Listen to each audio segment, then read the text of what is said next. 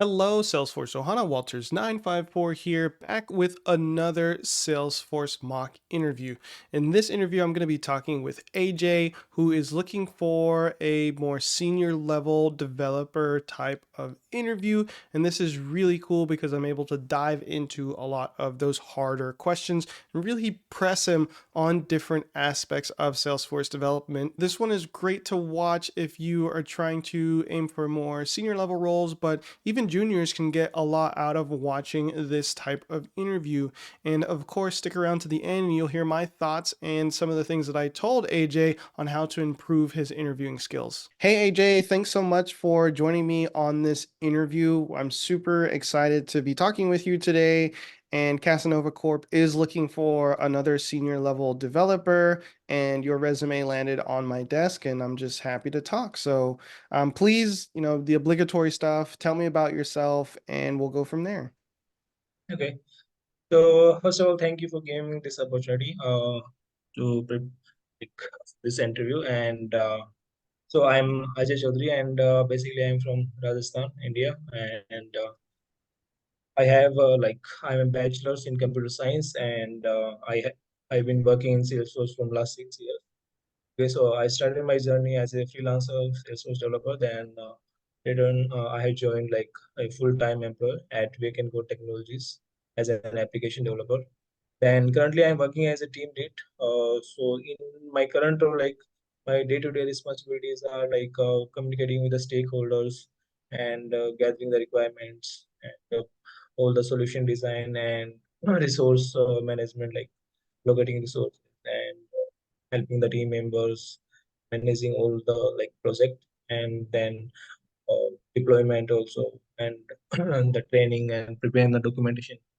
Okay, so and if I talk about in the Salesforce, like my experience, so I have worked on multiple clouds like Sales Cloud, Service Cloud, Consumer Goods, and CPQ as well, and the Community Cloud as well. So I have experience in both configuration and in the development part. So if I say in the configuration, then I can say the Salesforce security model, Salesforce database model, and expose, we can say, and sharing all these things. And in the development part, like from the start, I can say like I started on the Visual Force, then Apex. In Apex, like I have covered everything like Apex triggers and asynchronous Apex, synchronous Apex. Then moving to the frameworks, like I have worked on Aura component, like Aura framework, and then on the Lightning Web component also. Okay, awesome. And thank you for sharing all of that. Definitely an impressive background that you have here. Before we kind of jump into some more specific questions, I'm curious why, with your background, you have a good development knowledge. Why do you continue to work on the Salesforce platform? Uh, so basically, I'm working as a like developer in the on the Salesforce. So, like I'm building the solution here, like I'm going into that architect line. So I'm seeing myself like in upcoming like an architect.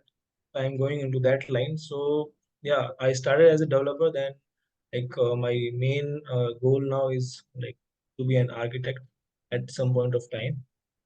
And I know it's kind of an awkward question, but why don't you maybe branch out into other development languages like Java or React and JavaScript? And why do you stick in Salesforce? Okay, so from start I started on the Java, okay, in my college time. Then, like I heard about the Salesforce, like the CRM platform.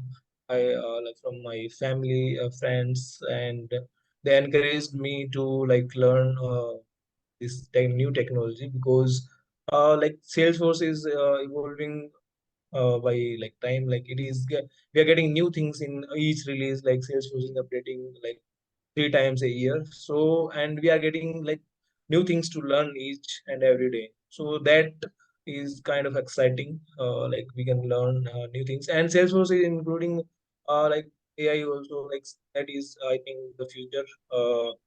So yeah, then these kind of things like excites me.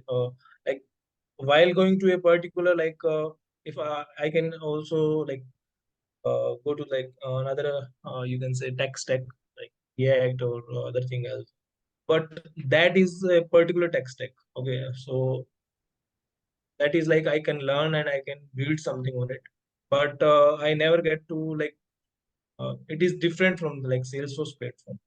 You can say I can utilize like more of my capabilities on the Salesforce because like those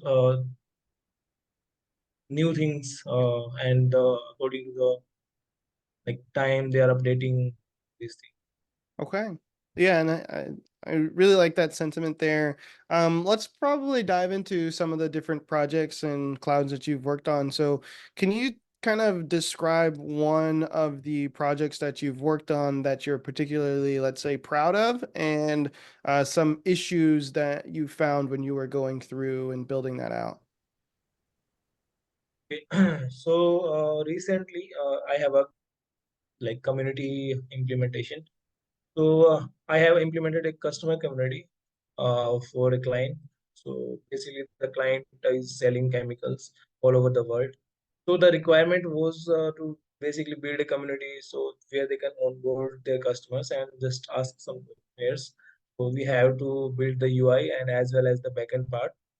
Customer can fill up and all the information and all the information will be saved to database so they can generate orders and all the things. Okay. So, but the main challenge was like they were using only one customer community license. Okay, so they told us that we can use one customer community license. So the challenge was to like build like upper layer over the like basic Salesforce authentication. So we have like leveraged the functionality of custom object.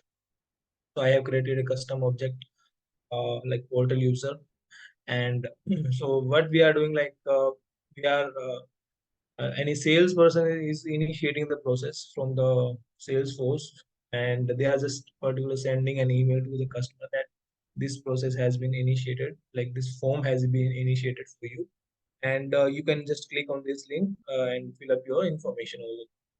So that link contains that link is the community URL. So they go to the community URL and they just type in their email and they get an access. Okay. So they put in their access code, but in the backend we are using the same community user for all the customers to sign in. So basically, we are handling the security on the basis of that custom object. So we are like showing all the relevant information, all the relevant record on the basis of that particular custom object record, like portal user.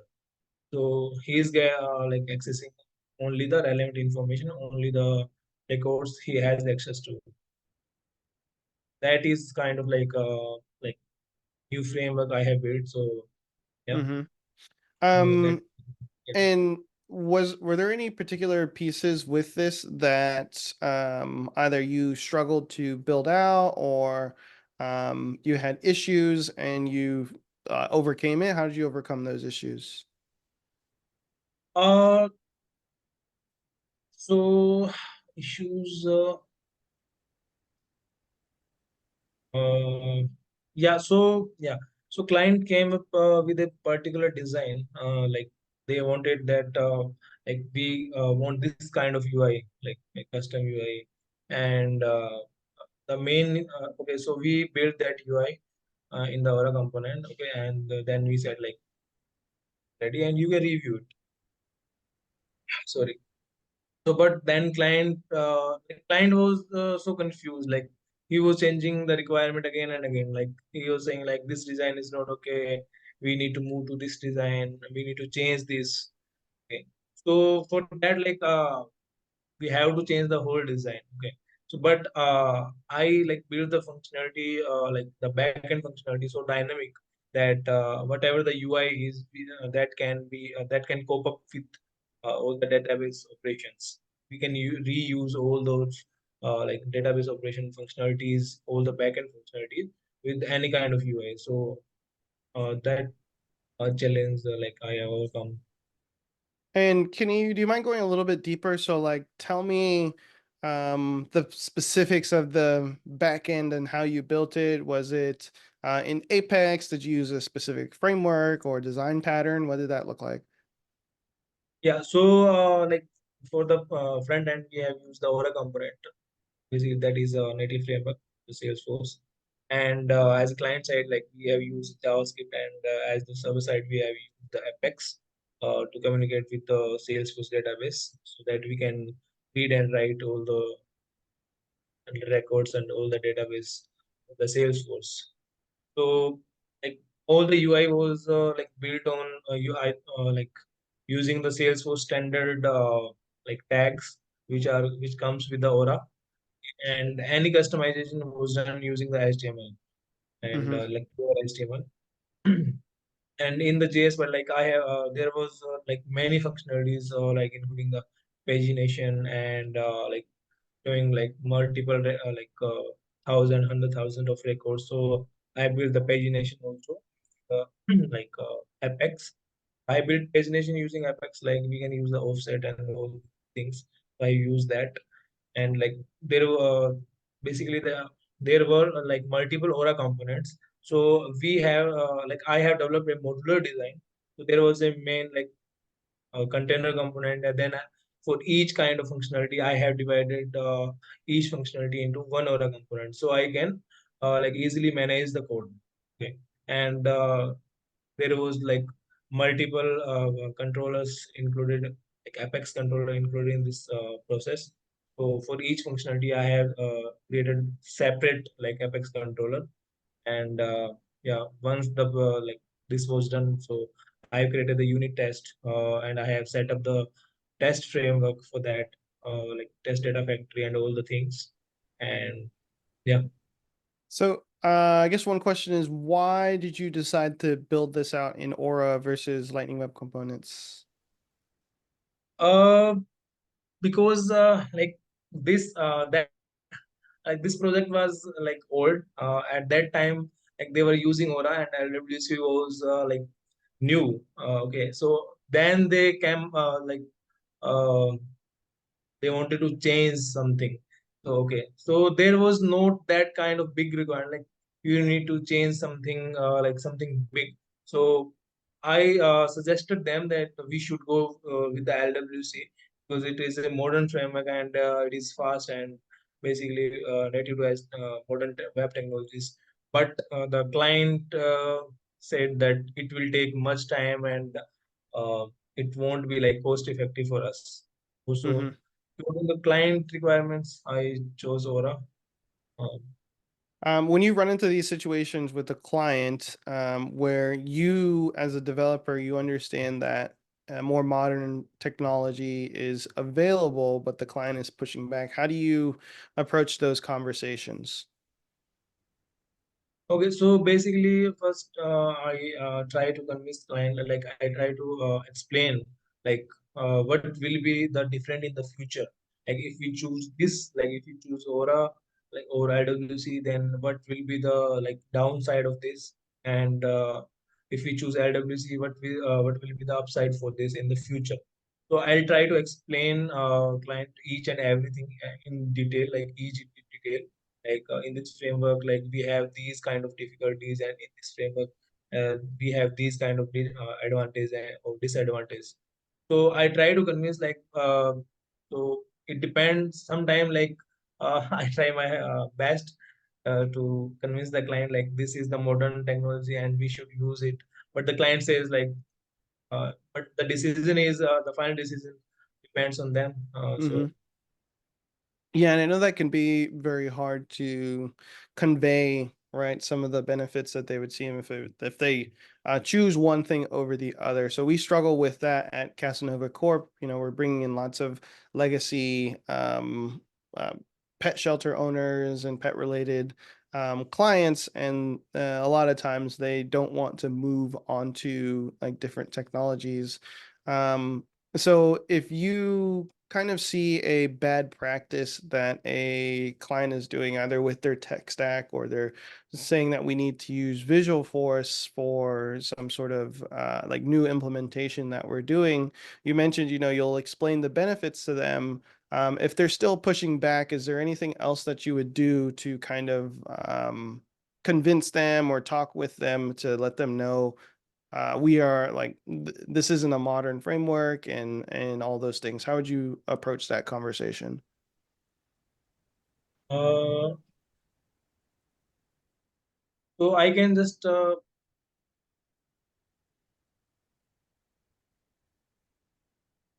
just like explain the client, like if you use like the modern functionality, then it will like I should like divide all the points, all the like function, all these things in the points, and I should explain the client like each and every one, like enhanced like we in if we use modern technology, then we'll get the enhanced efficiency and productivity, like, and it will be the improved customer experience, and uh, the decision making, like the data driven decision making will be fast, and it will have the competitive advantage, and it will be like more scalable if we use this solution. And I'll also like try to explain what are the risk mitigation and security, and it are the like post effect this particular technology. So yeah, so Okay. And yeah, I think that makes sense. So I want to pivot back to something that you mentioned in your Aura component around pagination. So why did you implement pagination? What was the reason behind doing that? okay, so the reason was like as I mentioned, the process starts from the Salesforce. So any sales rep can start the process in that project. Okay.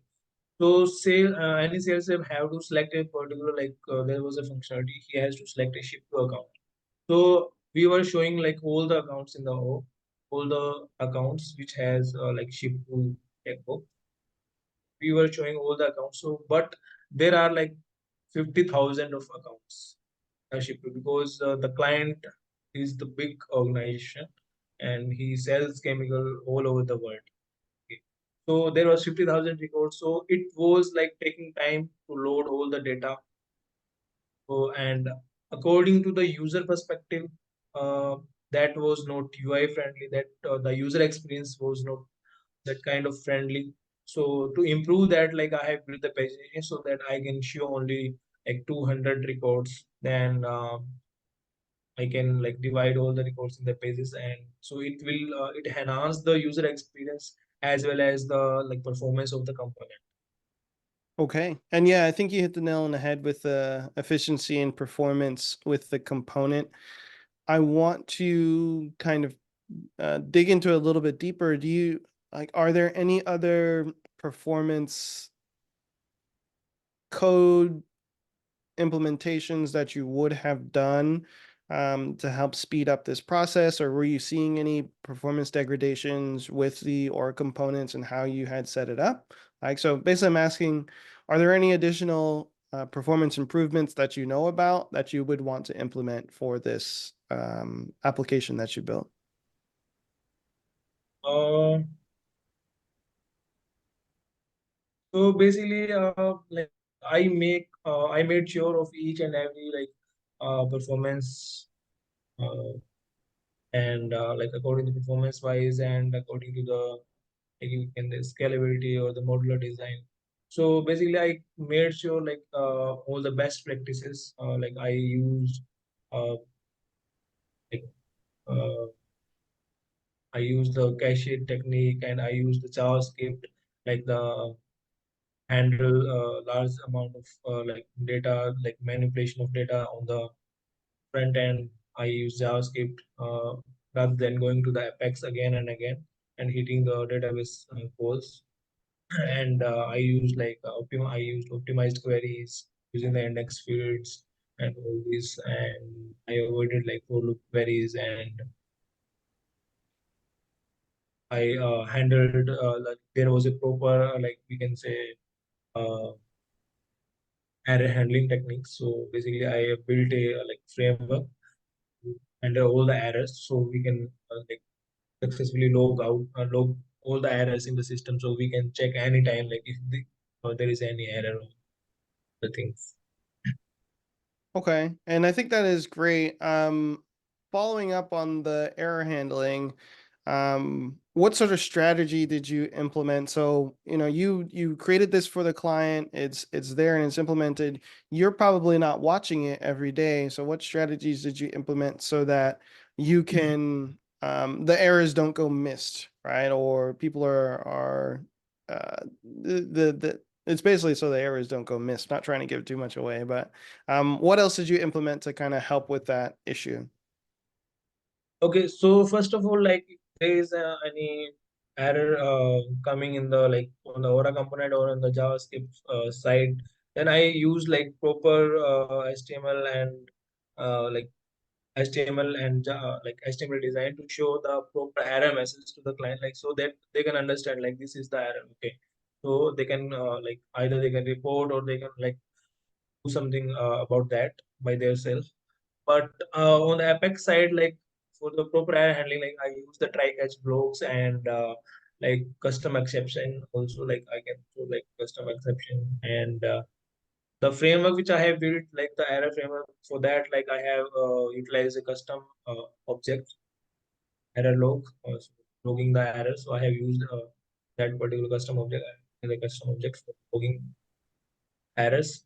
So in that, so basically the customer was not that much of technical. So we use that like framework, error handling framework, basically log all the errors so that whenever like customer are reporting some like we are having these kind of issues, we are facing some bugs, so we can just quickly go to those like error log records and we can see like, oh, this is happening, or we are customer is facing these kind of issues. So what we should do about so. Hmm. And I guess probably a more advanced question, a follow-up is, do you have any like error handling strategies for like multi-batch Apex? So like you have a batch process running, maybe a few of the batch chunks have failed. What would you do in this situation?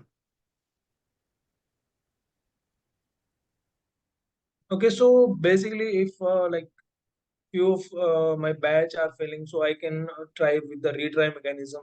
So I can just check like from the job ID itself, like, and if any of the batch job is failing, then I can just write a retry mechanism. I can just retry logic for that. Like these, I can get the IDs of like if I'm suppose that if I'm updating some records in the batch, if there are some records that are failing, then I can use like this is just an example. So I can use like database result. So I can get all the ID of the field records and I can just retry write the retry mechanism for that. And on the other like other thing that comes to my mind is there is I think standard batch apex error event. So like that is kind of platform event which fires like automatically when there is any error in the batch. So we can also subscribe to that platform event to get all the errors which are coming batch. And we can also implement like the as I have mentioned earlier, like custom error framework. Yeah, And I think that's very smart. Especially on the side of those retries, those automated retries.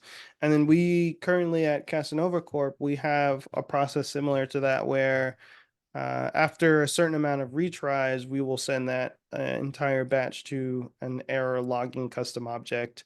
And then that then kicks off an email and a Slack notification that goes to the internal development team. So it's a very similar process that you kind of mentioned there. I'm gonna switch gears a little bit, and you mentioned you have a tech lead background. Can you talk about how you have either led teams or what your capacity was as a technical lead? yeah, so as a technical lead, like I'm right now working as a tech lead. So right now, like there are three team members and like total four team members. So there are three developers apart from me. So basically, I'm leading a team here. So I'm working as a team lead. So in my role, like as I already mentioned, so basically now I'm more into the like managing the project itself. So I'm just making the decision here. Like I'm building the solution. So basically, I'm gathering the requirement. I'm just communicating with the stakeholders, and I'm gathering the requirement, and then I'm like assessing. I'm building the solution design. Then I'm preparing the documents and sending it back to the client's approval. Like we are doing this is the process, and we I divided this into these parts, and you can either approve it, or you want to make some update or make some tweaks, then let me know. After client approves it, so then it come back to me, and I need to like also make the timeline. Like I also need to do the sprint planning. Like I also need to divide the whole project into sprints. I plan all the sprints, like, and I divide the projects into sprints, and then another part is the resource allocation. So I like allocate resources according to the requirement and according to the timelines. Next is the like code reviews. So basically, the last in the latest project, like we are using the version control, so using Git. So I'm doing all the code reviews, all the PRs, and then I'm also handling the development, right? And sometime like uh, it is the not always that I'm handling these kind of things. I'm handling these kind of things, but apart from them, I'm also doing the development part. So sometimes there is a tight timeline. So meet that timeline, I have to do like development thing also. And if the I'm also handling like if any there is any like issues with my team members, if they are having any difficulties in any the requirement, then I just solve those issues. So yeah, that is Okay. my thought. Yeah. Yeah, definitely, lots of cool tech lead experiences that you're going through there and learning opportunities. I want to focus in on the team aspect of it for just a moment. You mentioned that you're doing the code reviews and talking with the rest of the team to make sure that they are building out the right solutions. So, how do you kind of work with the other developers to maintain a set of coding standards and practices, So specifically, or I guess especially with junior developers as well? yeah. So basically, I have prepared like we can say a document, or we can say like a code standard document. So I have prepared like the best practices to follow for all the projects, and I have prepared the documents for the if we are writing a trigger, then this will be our trigger framework. Then we will use this approach, and this is a standard way. I have prepared the document, and if we are doing if we are writing any unit test, so this is the test framework we need to use, and like we cannot do some random things like we are just inserting data in any test method or all the things. So I have like prepared all the documents, and I'm uh, yeah, I have my team has access to all those documents, and if they miss any of the things, and like if they don't follow all the guidelines, so that will be highlighted in the code reviews which I manually, and the static code analysis also. Yeah, Can those you? Oh, yeah. sorry. You can continue if you're had something else to add No, I there. was saying like in this way, like I make sure like my team members follow all the guidelines and best practice. Okay. And then a follow up to that is, can you mention or talk about a time where you mentored somebody who was like less experienced on improving their code skills, either through, showing them the coding standards or whatever you did to help grow them, right? And how did you, let's say, like measure their growth? How did you know they were improving? Okay, so So there was instance. So a junior developer joined my team. So basically, he was not uh, he was not into that of logical ability, and like in terms of, like we can say, logical reasoning, and also the code standards. So he was not able to follow all the code standards, like we can say, like basic code standard, naming convention, and all the things.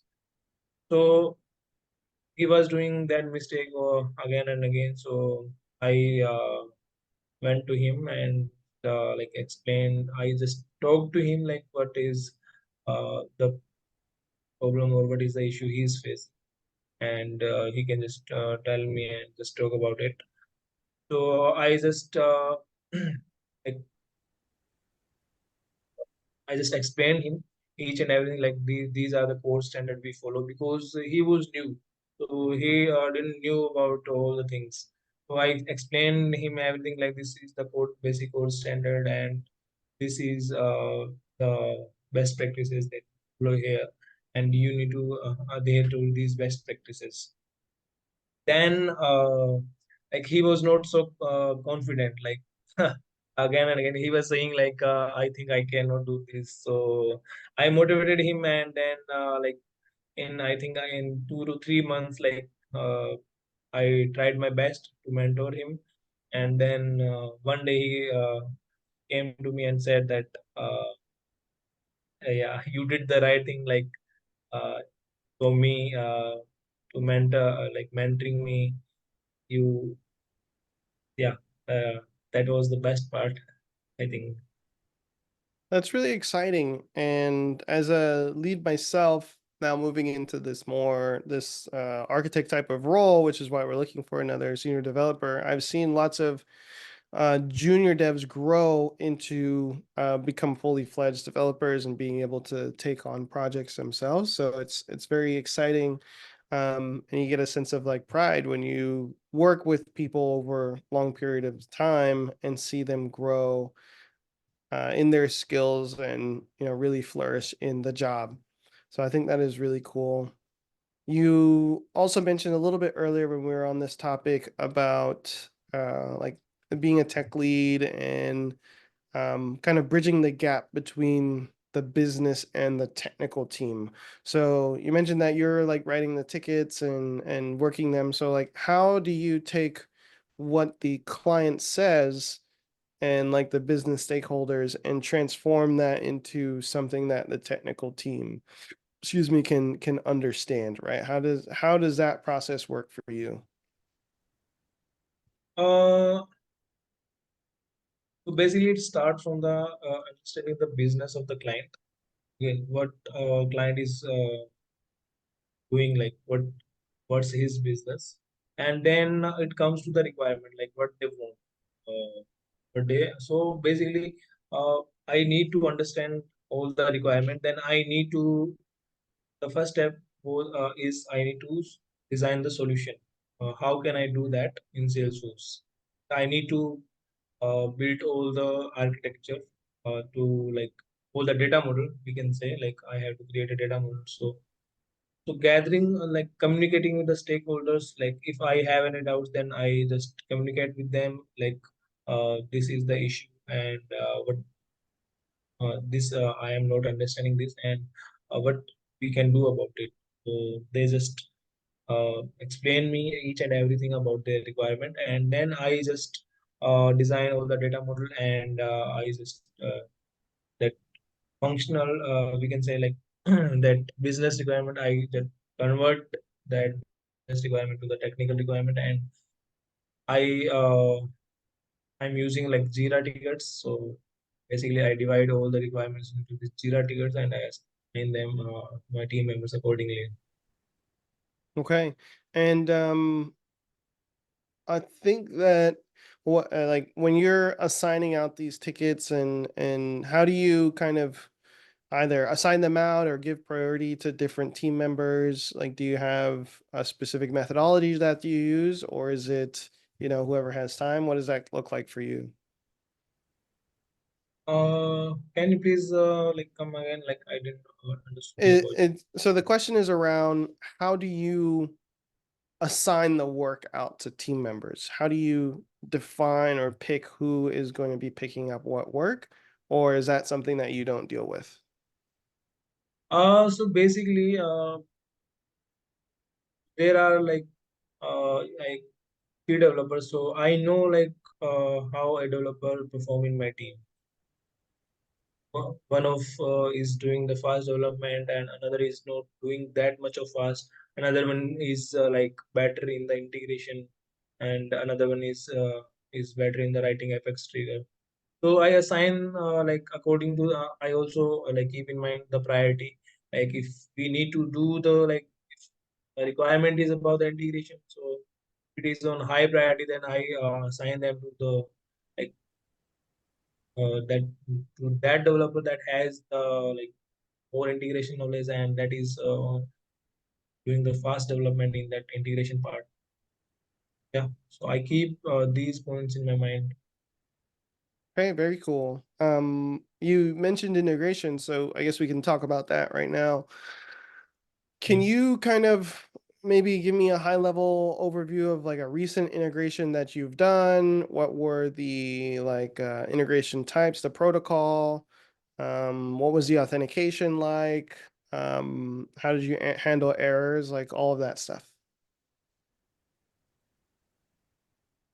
So recently I have integrated with the Veracruz. So they basically I think it is a platform to store the student and parent database. So basically most of this use Veracruz for all the relevant student information. So I've used the Veracruz. So it was a one-way integration. So we needed to fetch all the data from the Veracruz into the Salesforce, and we needed to relate them according to like basically the database structure in the Veracruz to the Salesforce. So for that, like first, like I need to define the data mapping for all the fields uh, which are in the Veracruz. So that there should be a proper data mapping between the Veracruz and the Salesforce. And then in the so basically it was a REST API integration. So Veracruz is using like basic authorization using the bearer token. So we are using that. So we are just hitting the Veracruz API and just getting the Google Access token, and then we are using that access token to hold the subsequent API calls. So basically, I have used the standard contact object as an to store the student information, and I've created two record types on the contact. One is the for the student, and one is for the parent. And then we use account for the household that is in the Veracruz, and we created some like custom fields on the contact and account to store the all the information because all the fields are not there in the Salesforce. We needed to create some new fields so we can do the proper data mapping. And I have created external ID fields on contact and account so that we can just update the existing data. Uh, those external ID is unique, so we can reference, we can use the external ID to reference that particular data in the Veracruz. So I did like here I followed the modular approach also. I use the asynchronous Apex here. I use the queuable Apex to make the call out and to fetch the data from the Veracruz. And so Veracruz API is handling the data like they are sending the data into the batches. There is some limits like page and page size. I have also handled that like if we are getting more data, so I have used like chaining process in the queue. I chain multiple jobs. Like if I'm getting the more data, then I'm pulling that same job again and again. There are more data, and then yeah, in the error handling part, like I used like proper try catch blocks, and I have defined the errors and also the that error framework which I always use in the error handling practice. or log the errors. Hey, yeah, that sounds really cool. A bit complex, but it's nice to hear that you were using queuables. One question I have is why did you use queues instead of either future methods or batches? Like, what was your decision-making process around that? So basically, batch we didn't use because a batch is basically used for the data processing when we are handling the bulk data. So here I'm not handling any data in the Salesforce. I am just I need to get the data out of Salesforce in so from the third party API. And future is not that we can say we cannot control the execution in the future. Okay, so there is no job which is queued in the future. We cannot. So suppose that like queuable gives us flexibility, like we can chain multiple queuable jobs, but we cannot do in that in the future. So as I already mentioned, like Veracruz is sending the data like in the batches, okay, in the thousand reports per batch. They have some limitation. Mm-hmm. So if I have used future, so I cannot call future from future, and I should not do the call outs in the for loop. That's why like Qbel was the best option. Okay. That's And then I'm curious, like, can you how is the data either refreshed or synchronized? Like, what does that process look like? okay. So basically, there are scheduled jobs which runs. So we have scheduled all the jobs in the night. So they run every day and fetch all the data from the warehouse and update all the data in the Salesforce using the external ID. Hmm. So we are making up. And yeah, you Yes. mentioned the external ID. Why was that important for you to have that or create that? Why do you need an external ID? So basically, we needed a unique field. So in the Salesforce, we have a unique field ID, but here we are fetching the data from the external system. So to reference that, to create the like ex- create that relationship from external uh, data to like Salesforce. So we have created that external ID, so we can reference that particular record into Veracruz using that external ID. And external ID is also useful when we are making some crude operation like DML operations. So we can use that external ID in any of like update calls or any absurd calls. So it will do the DML like more efficiently. Like we do not need to worry about either it is insert or like update. We can use that, and we can also use that like external ID because it is unique, and so we can use that external ID as a cross reference. Like if we are relating contact, suppose contact is a person and a student, and account is a household, so we need to connect the contact to the account. So in same call, we would need it to insert the contact and account. So we can just use external ID and reference that particular account. We can pass the reference of particular account in contact directly. And do you you mentioned the authentication was with an access token. Yeah. Was there any Salesforce configuration tools that you use to manage the like the endpoints and the authentication piece? In this integration, like I haven't used the Salesforce configuration. I have just used the remote site setting. But in like other project, I have used the named credentials. So that is basically like we can just like define the endpoints and the authentication mechanism, and basically Salesforce automatically handles all the like authentication mechanism. We don't need to worry about that. So we can just reference that named credential in our Apex class or in our callout, and Salesforce will automatically handles all the authentication. Okay. Um, I want to leave some time for you to ask any questions. So you do you have any questions about Casanova Corp or anything about the team? Uh, yeah, like I have few questions like uh, how is the work culture there, and what on type of project I'm going to work. Uh, Is there any ongoing project, or is there any new project in the pipeline for which I am getting hired, like which I am getting interviewed?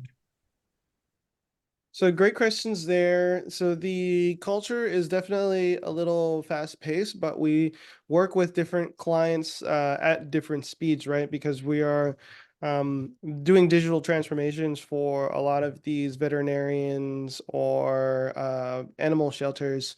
So they're moving from legacy systems over to the homegrown Salesforce application that we've built. So there are a lot of like projects that we're spinning up all the time, and you would be brought on to manage a few or a section of all the different implementations that we have going on in a specific region, right? So there's lots of projects going on. The culture is a fast paced, but we all work together to make sure that we have a very balanced life, right? So we don't really encourage you to do too much overtime unless something is broken in production. But even then, we want to make sure that it's like a P0 type of situation. From there, you this specific role will be only a section of work, and then under those types of people, you'll have different levels of developers, some junior, some more experienced that you'll be help guiding and mentoring from that standpoint. So, your tech lead background does lend very well into some of the things that you'd be doing here. Okay, that's great. Awesome. Any other questions or specific things you want to dive into there? Uh, no, I think that was it. Cool. So I think just for kind of just to wrap up, I would love to hear like kind of like anything that you have either built recently or worked on recently that you're super proud of and you would like to share, right? And of course, the more complex the better because we would be seeing how that fits into our current model that we've been working with. Okay, so recently I have built an like standalone LWC component. So basically, it is a dynamic component for the search functionality. I have utilized the custom metadata along with the LWC. So this is a particular search component. So basically, this is used to search all kind of object in the Salesforce. So basically, you can just define all the configuration in the custom metadata, like on which account, on which object you want a search thing, and on which fields you want to filter out. So according to all the fields mentioned in the custom metadata, all the fields API name mentioned in the custom metadata, it will show you the inputs like there. Suppose that you have mentioned that you have configured in the custom metadata that you want a search on the account object, and you want to filter out these 10 fields. So you'll just get the 10 inputs there along with the labels on those input, and according to the field, like either it is a text field or it is a number field, you will get the operators also alongside with those fields. So you can select the multiple operators like equals, contains, not equals. So it is fully dynamic. So it is like IWC, and it is based on the modern web technologies, and it is fully dynamic. You can configure in the custom metadata. You just don't need to panic, and you can just use it on any object. So you don't need to worry about that also. So yeah, it is a standalone, and it is fully dynamic search functionality. We can. That's really cool. So I'm curious, how is it able to search like long text fields or some of those fields that in Salesforce standard you're not able to search very easily? Yeah. So for those if there is a long text area, we that field we cannot just write like directly filter out in the query. Okay. So for that I'm using the JS part. Mm-hmm. So I am just checking like the value. I am just comparing the value. The JS. I am not going to the Apex. I am just comparing the data. Okay. And then I'm curious on the um what sort of searching technology are you using? So are you using like SQL queries, or how are you actually searching Salesforce to find the relevant information? Yeah, so basically I'm using the circle query. It is a dynamic SQL. So I'm just passing the parameters, all the parameters into the SQL. Okay, if and it is a fully dynamic SQL, so I'm like if, according to the parameter passed, I am just building out the SQL and just I'm querying the Salesforce.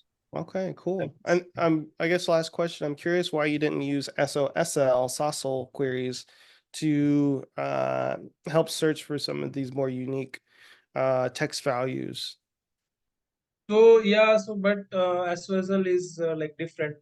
We in SOSL like we are not getting the S object, right? Hmm. Like particular S object. We are getting like we are searching on the whole database on, and we cannot search on a particular like we cannot get a particular subject, and that's why like the main and another reason was like fully dynamic. It was fully dynamic, so in that like I was not able to like make that kind of dynamic using like if I want to use an account, I want to use search on a contact particular object. I was unable to use SOS Okay. that purpose. Well, awesome. Thanks so much, AJ. I really appreciate this conversation. And I'm gonna take my notes and send it over to the recruiters, and kick it up the chain, and we'll see what happens from there. But yeah, thanks again for joining me here, and I appreciate you interviewing. It's a great time. Thanks for joining. And Awesome. yeah, it's nice to talk. Alrighty. Have a good rest of your day. Yeah, thanks. Have a good day. So this was a really great interview from AJ. I thought he answered the questions pretty well. He did trip up on a few things which I coached him on, but overall he has good delivery and really great experience that he can utilize to answer a lot of the questions that I was throwing at him. One of the main things that I told him to focus on was try zooming in on specific aspects of development instead of staying in this like broad area. Me as another senior developer and hiring a senior dev or doing these interviews, I want to know a little bit more about the nitty gritty and not just the overall picture. So when I'm asking him about the LWC that he built, it's not just, okay, it does searching. I want to know how it does searching, what technologies you use, what were some of the pitfalls. And there were a few different questions that I asked him where I kind of had to prompt him a little bit to go deeper on the more technical aspect of things.